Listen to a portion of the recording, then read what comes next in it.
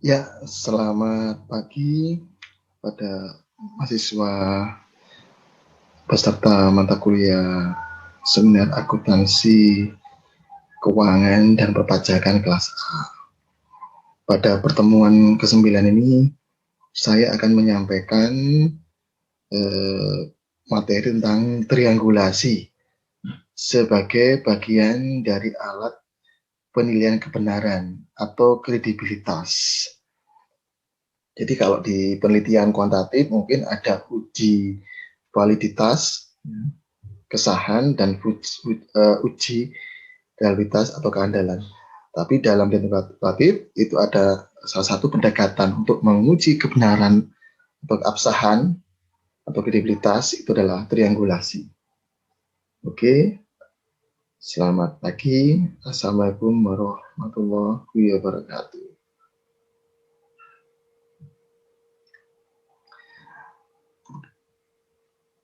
Ya, di dalam pengujian validitas dan realitas penelitian kuantitatif, perbedaan istilah dalam pengujian dan keabsahan data antara metode kuantitatif dengan metode kualitatif. Jadi bisa Anda lihat pada kolom yang pertama itu adalah penilaian aspek nilai kebenaran. Ya. Di dalam metode kualitatif, ya, di dalam metode kualitatif, maaf ini terbalik ya, metode kuantitatif itu ada namanya validitas internal. Apa itu validitas internal? Validitas internal adalah sejauh mana peneliti dapat membuat klaim bahwa tidak ada variabel lain kecuali yang dia pelajari menyebabkan hasilnya. Jadi kalau misalnya Anda menguji pengaruh independensi, ya, pengaruh independensi, terus integritas terhadap hasil audit. Apabila itu adalah Anda gunakan variabel, misalnya yang Anda lihat adalah variabel independensi, ternyata Anda mengambil dari penelitian dahulu. Kebetulan Anda mendapatkan ide ini dari penelitian dahulu. Mungkin yang penelitian dahulu adalah pengaruh independensi integritas terhadap hasil audit. Itu mungkin studi KAP yang ada di Flores. Dan hasilnya memang independensi, ya, dan integritas itu hasilnya signifikan. Semakin independen dan semakin integritas, maka hasilnya objektif. Tapi ternyata Anda melakukan itu ada melakukan penelitiannya di KAP di Kalimantan, ya, ternyata Anda melakukan ujian pendahuluan, ternyata itu tidak berpengaruh. Artinya jika integritas tinggi, terus independensi tinggi, ternyata hasilnya tidak objektif lah. Itu berarti ditinjau dari validitasnya atau keabsahannya, ternyata validitas internalnya lemah. Sementara di dalam penelitian kualitatif, ya, di dalam penelitian kualitatif, ya maaf ini terbalik ya, seharusnya ini metode kualitatif, ini metode kualitatif. Ini nggak apa-apa ya, penting Anda paham maknanya. Di sini kredibilitas yang dijadikan aspek nilai kebenaran dalam metode kualitatif adalah kredibilitas atau credibility.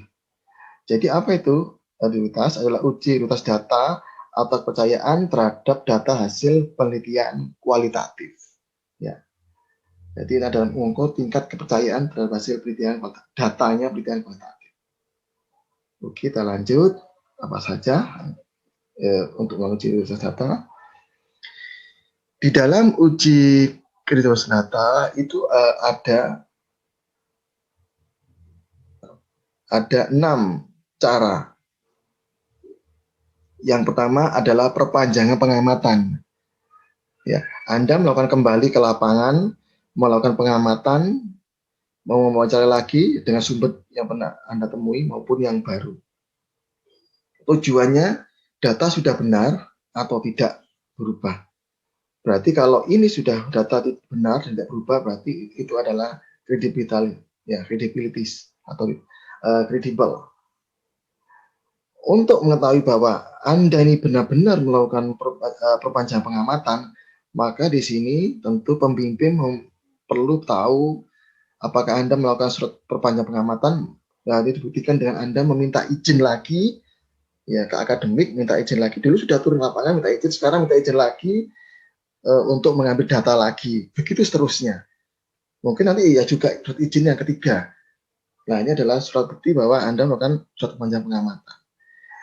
Jadi kalau Anda nggak puas ya dengan jawaban, misalnya di sini saya contohkan adalah seorang koruptor, ya kebetulan dia adalah seorang akuntan, maka Anda tanyakan lagi ya, pada hari pertama di bulan November. Berikutnya Anda tanya lagi, berarti Anda membuat surat perpanjangan pengamatan lagi, mau izin lagi, Desember tanya lagi pada Bapak yang koruptor ini, dan Anda nggak puas, tanya lagi yang di bulan Januari tahun 2021.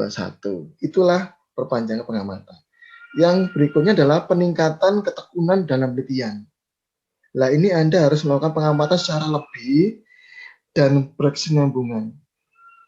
Caranya, Anda membaca berbagai sumber referensi ya, dari buku, ya, dari jurnal, maupun dari artikel, dari majalah. Nah, ini adalah cara berbagai referensi maupun Anda melihat hasil penelitian. Mungkin Anda dari hasil penelitiannya skripsi yang ada di pustakaan, baik itu S1 yang menyangkut sesuai dengan topik Anda tadi, atau di skripsi, atau di tesis S2, maupun disertasi. Tujuannya adalah data yang ditemukan sudah benar. Benar sih. Ya, artinya gini, kalau yang cara yang kedua ini, kalau memang benar, kebetulan Anda ini penelitiannya adalah pengaruh independensi integritas dari hasil audit. Ternyata di Anda buka skripsi di universitas lain, ternyata benar bahwa integritas dan independensi itu berpengaruh terhadap hasil audit. Anda juga cari lagi data di perpustakaan kampus lain, ya, di kampus lain, mungkin di kampus UIN, di kampus Unmer, tetap hasilnya sama. Nah, itu berarti bahwa data sudah benar dan bisa dipercaya atau kredibel. Berikutnya triangulasi, ya nanti akan dibahas lebih dalam. Yang keempat adalah diskusi dengan teman sejawat.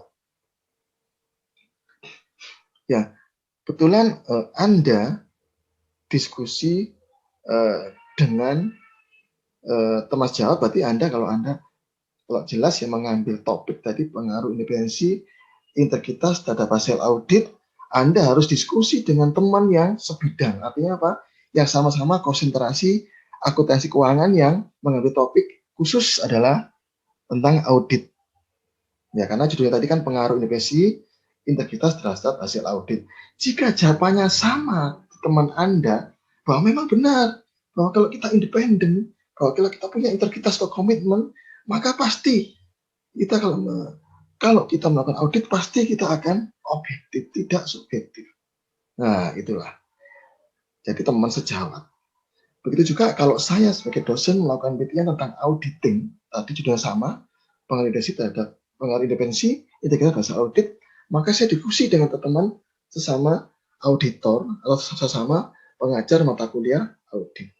Jika semua itu sama jawabannya, dan tidak mungkin saya juga diskusi dengan auditor di KKP yang lain, atau kampus-kampus lain yang mengajarkan metode auditing. Jika jawabannya sama dan benar, maka itu adalah datanya adalah benar. Hasil tes ini adalah benar. Yang kelima, kita melakukan analisis kasus negatif. Jadi ini caranya kita mencari data yang berbeda atau bahkan bertentangan dengan data yang telah ditemukan. Misalnya gini, saya melakukan tanya jawab dengan auditor tentang konsep independensi.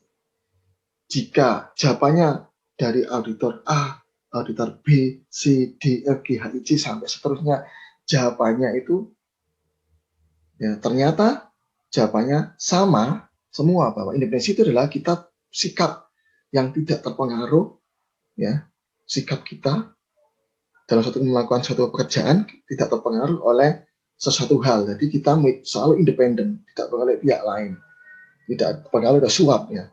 Maka ini adalah nyatakan bahwa Anda telah melakukan analisis kasus negatif dan hasilnya adalah benar. Tapi bila dari 10 auditor yang Anda tanya tentang konsep independensi, ternyata ada 2 yang menyatakan bahwa independensi itu adalah yang independensi tergantung situasi, misalnya seperti itu ya. Independensi saya independen kalau saya tidak dipengaruhi faktor ekonomi. Tapi kalau ada faktor ekonomi saya menjadi tidak independen. Lah ini berarti Anda harus mencari terus, ya, mencari terus jawabannya. Nanti kalau sampai di sini adalah jawabannya adalah tetap ada satu yang jawab bahwa independensi adalah sesuatu yang tidak pengaruh yang lain, maka inilah keputusan akhir Anda. Sampai nanti ternyata Bapak ini Anda tanya lagi pada waktu yang lain, ya mungkin pada bulan yang lain, ternyata jawabannya adalah bahwa independensi adalah kita tidak terpengaruh. Lah berarti ini jawabannya independensi adalah positif, maka ini adalah bahwa sah data Anda. Yang terakhir adalah untuk melakukan integritas data, kita melakukan cara member check. Proses pengecekan data yang diperoleh peneliti kepada pemberi data, apabila data yang ditemukan disepakati oleh para pemberi data, berarti data tersebut valid, sehingga semakin kredibel dan dipercaya. Jadi kalau Anda tadi menanyai proses independensi pada 10 auditor, ya, maka 10 auditor sepakat bahwa independensi itu adalah tidak terpengaruh oleh pihak lain, tidak terpengaruh oleh sesuatu faktor di luar diri kita. Nah, jadi jawabannya sama seperti itu, bahwa independensi adalah sama, maka itu adalah kredibel, ya, absah datanya, dapat dipercaya. Ya, itu adalah mempercayai. Oke, berikutnya kita masuk ke yang topik cara khusus, yaitu triangulasi tadi, 6 tadi. Ya, triangulasi itu apa sih? Triangulasi adalah triangulation is qualitative cross validation. It assesses the sufficiency of the data according to the convergence of multiple data source or multiple data collection procedure. Oleh William Wiersma tahun 96 dalam bukunya Sugiono 2013, yaitu dengan judul Metode Penelitian Kualitatif dan Research and Development oleh penerbit Alpha Beta. Artinya di sini triangulasi dalam pengujian integritas ini diartikan sebagai pengecekan data dari berbagai sumber dengan berbagai cara dan berbagai waktu. Dengan demikian, triangulasi itu ada 3, triangulasi sumber, triangulasi teknik, ya, pengumpulan data, dan triangulasi waktu. Oke, kita lihat. Nah, ini adalah triangulasi sumber data.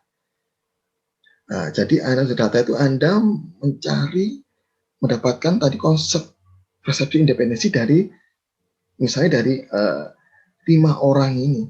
Ya, Anda ingin mencari dari wajar KP, bagaimana Bapak tentang konsep independensi? Ya. Terus dari sini auditor senior, bagaimana Pak tentang independensi menurut pendapat Bapak?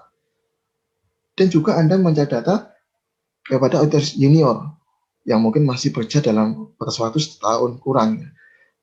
Bagaimana tentang konsep independensi menurut Bapak? Atau mungkin Anda tanya pada klien dari KP tersebut, mungkin klien ke-1. Bagaimana menurut perusahaan Bapak tentang, ya, ini perusahaan X atau klien, ya, ini perusahaan X, bagaimana konsep independensi itu?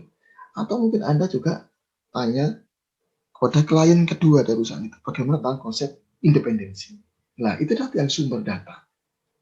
Jika sampai lama, ya, ternyata dari kelima sumber ini, ya, ada satu jawaban yang menyimpang, yaitu mungkin dari auditor senior. Maka jawaban keempat, yaitu manajer keempat orang ini ngecek KAP atau junior di klien satu dan kedua itu yang dianggap sebagai mewakili jawaban tentang konsep independensi. Terus triangulasi teknik kumpulan data. Ya, mungkin Anda di sini telah melakukan wawancara tentang konsep independensi pada auditor tadi, tapi Anda nggak yakin. Anda wawancara itu nggak yakin jawabannya. Maka Anda melakukan pengamatan. Anda melihat di dalam KAP itu benar nggak itu dia melakukan independensi di dalam pekerjaannya. Kita lihat, kita amati. Ya, di sini berarti ada suatu kegiatan pengamatan. Ya, kita insider, ikut masuk di dalam situ. Nah, kita ngamati, benar nggak? Tadi dia ngomong independensi tidak pengaruh oleh faktor lainnya. Ternyata kita lihat, oh ternyata dia ada klien dan itu setelah saya lihat kayaknya akuntansinya laporan keuangannya amburadul, tapi itu kliennya mengasih uang kepada auditor tersebut. Wah, berarti ini konsep independensi itu nggak sesuai, nggak cocok. Ya, berarti hanya cocok di penyampaian di lisannya, tapi nggak cocok di perbuatan. Makanya saya lengkapi dengan kuesioner. Coba sih saya kasih lagi Bapak itu tentang konsep independensi. Nah, dengan jawaban kuesioner atau bukti-bukti Anda dokumentasi dari tadi, Anda melalui foto, Anda foto tadi, ternyata Bapak itu oke, bisa aja dikasih amplop. Ya, bisa aja amplop itu adalah salah satu bentuk penyuapan. Nah, berarti inilah teknik kumpulan data atau meyakinkan data. Triangulasi waktu. Ya, ini hati-hati. Triangulasi waktu ini kadang-kadang kalau orang yang Anda tanya, informan Anda, kalau kecapean, itu jawabannya kadang-kadang nggak sesuai. Maka di sini Anda bisa bertanya pada pagi, bagaimana jawaban tentang konsep independensi pada Bapak X tadi. Anda tanya lagi nanti sore, ya siang nanti jam 12. Anda sampai tanya tentang konsep independensi sambil Anda ajak makan Bapak itu. Bagaimana? Berubah enggak? Sore Anda tanya lagi. Dan kalau itu konsisten jawabannya, karena konsep independensi adalah tidak berketerbiaan, ya, bekerja secara objektif, maka itulah data Anda adalah syah kalau ditinjau dari cara triangulasi pendekatan waktu. Ya. Demikian penyampaian saya. Semoga dapat dimengerti, terutama bagi mahasiswa yang melakukan penelitian kualitatif bidang akuntansi. Jadi jangan khawatir, bagi yang kualitatif ini adalah hal yang kuat bagi Anda, untuk pengetahuan Anda. Kalau ada yang tanya, punyamu itu nggak valid, punyamu nggak reliable, inilah jawabannya. Anda menggunakan 6 metode tadi. Dan saya perjelas di sini 6 metode, saya perjelas salah satunya data triangulasi. Ada triangulasi teknik, kumpulan data, sumber, dan terakhir triangulasi waktu. Oke, sampai bertemu pada pertemuan yang berikutnya. Kurang lebihnya, mohon maaf. Assalamualaikum warahmatullahi wabarakatuh.